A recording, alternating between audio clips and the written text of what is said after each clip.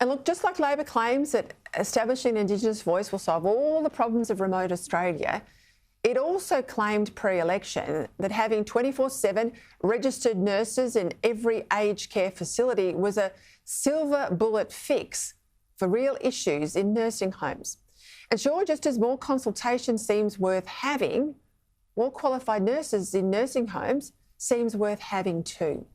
Except once you make 24/7 registered nurses mandatory and insist that homes that don't have them can't operate, well, then the risk is that nursing homes will be forced to close because there aren't enough registered nurses to work the antisocial hours or prepared to work in the tough area of aged care.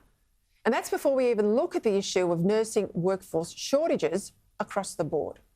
It's why the Royal Commission into Aged Care recommended this change. They wanted the RNs 24/7, but they said don't bring it in right away for fear that precisely this issue would result that we would see nursing homes forced to close. But Labor didn't listen. They announced it anyway before the election. Of course, we all want what's best for those we love.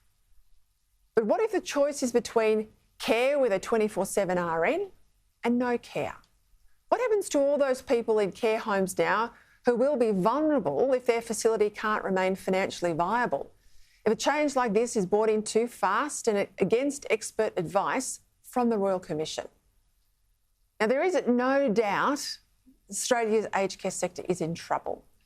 Reportedly, over 60% of aged care homes are losing money. But the need to give their staff the 15% pay rise that the government demanded and to find more registered nurses is just making the pressure worse. Today, Wesley Mission announced it will close 3 of their facilities in Sydney. It says it'll work hard to find alternative accommodation for the almost 200 residents and alternative work for the more than 200 staff. But what if more nursing homes close? This is a sign of things to come when policy is based on wishful thinking rather than realistic planning. Everyone who applauded Labor's aged care policy should now hang their heads in collective shame because they promised an outcome without any realistic plan to get there. The policy work, the implementation work, it's not getting done. Now, we let politicians strike a pose, don't we? Make their announcement and move on, grab the headline, but get away without delivering. And this is happening all too often in today's Australia.